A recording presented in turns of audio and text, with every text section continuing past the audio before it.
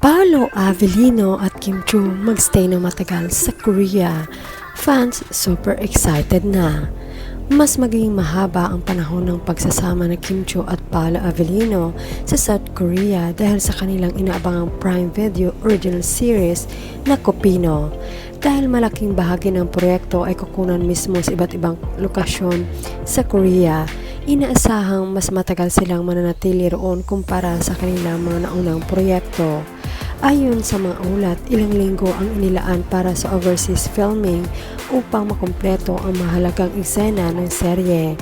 Dahil dito, magkakaroon ng mas maraming oras ang dalawa na magkasama habang nagtatrabaho. Bagay na kinatuwa ng kanilang mga tagahanga na matagal nang sumusuporta sa tambalang Kim Pao. Hindi rin maitago ng fans ang kanilang excitement dahil naniniwala silang mas lalo pang lalalim ang chemistry na Kim at Paolo Avellino sa harap ng kamera. Bukod sa matinding paghahanda, malaking tulong din umano ang mahabang panahon nilang magkasama upang mas maging natural ang kanilang mga eksena. Ang Kopino ay isang romantic drama na magpapakita ng kwento ng mga Korean, Filipino o Kopino. Bukod sa emosyonal na istorya, tampok din sa serye ang magagandang tanawin at kultura ng South Korea dahil upang maging mas kakaiba ang proyekto.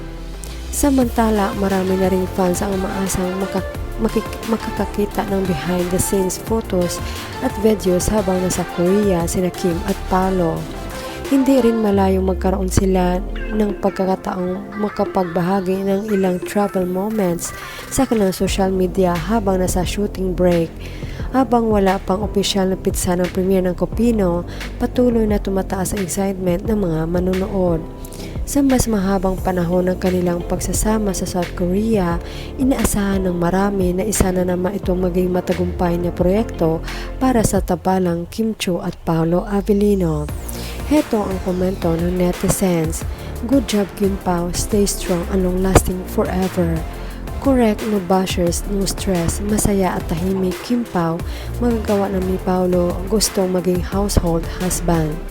God bless Kim Pao forever. Love this. Wow, maganda naman, that's good Kim Pao, mas mabuti pa doon walang basher. Pinas dami inggit sa inyo lalo pa ni Kemi. You have peace in Korea Kim Pao. Good luck and all the best. Maski sa ang sulok pa yan si Kim, palaging nag-aabang ang mga bashers ni Kim at gusto nilang pabagsakin dahil hindi sila masaya sa mga achievements na narating sa buhay ni Kim.